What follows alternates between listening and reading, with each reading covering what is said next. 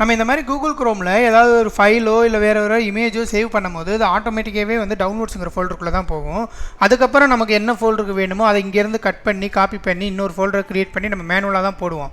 ஆனால் அது எப்படி ஆட்டோமேட்டிக்காக வந்து நம்ம டவுன்லோட் பண்ணும்போதே எந்த ஃபோல்டரில் நம்ம சேவ் பண்ணுங்கிறத சூஸ் பண்ணுறது அப்படிங்கிறத இப்போ பார்க்க போகிறோம். அதுக்கு நம்ம என்ன பண்ணணும்னா குரோமோட செட்டிங்ஸ் போயிட்டு லொக்கேஷன் சர்ச் பண்ணுங்கள். டவுன்லோட்ஸ்க்கு கீழே லொக்கேஷன் ஒரு ஷோ ஆகும்.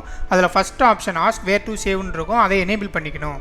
ஸோ அவ்வளோதான். இதை எனேபிள் பண்ணிவிட்டு க்ளோஸ் பண்ணிவிட்டு நெக்ஸ்ட்டு நீங்கள் வந்து ஏதாவது ஒரு ஃபைலை டவுன்லோட் பண்ணி பார்த்தீங்கன்னா அது ஆட்டோமேட்டிக்காக எங்கே சேவ் பண்ணணுங்கிறது நமக்கு வந்து அந்த ஃபோல்டர் கேட்கும். இதில் நம்ம எந்த ஃபோல்டர் வந்து செலக்ட் பண்ணிடணுமோ செலக்ட் பண்ணிவிட்டு அதுக்குள்ளே வந்து நீங்கள் எக்ஸிஸ்டிங் ஃபோல்டரில் சேவ் பண்ணாலும் பண்ணிக்கலாம். இல்லை நியூ ஃபோல்டர் க்ரியேட் பண்ணணுன்னா அங்கேயே வந்து மேலே நியூ ஃபோல்டருங்கிற ஒரு ஆப்ஷன் இருக்கும் ஃபைல் மேனேஜருக்கு மேலே. அந்த நியூ ஃபோல்டர் க்ரியேட் பண்ணியும் நீங்கள் வந்து நம்ம சேவ் பண்ணிக்கலாம். இப்படி தான் நம்ம வந்து டவுன்லோட் பண்ணும் போதே எந்த லொக்கேஷனில் நம்ம சேவ் பண்ணலாங்கிறத நம்ம டிசைட் பண்ணி சேவ் பண்ணிக்கலாம். இதனால் நம்ம வந்து ஃபோல்டர்ஸை ஈஸியாக ஆர்கனைஸ் பண்ணிக்கலாம், எந்த ஒரு கன்ஃபியூஷன்ஸும் இல்லாமல்.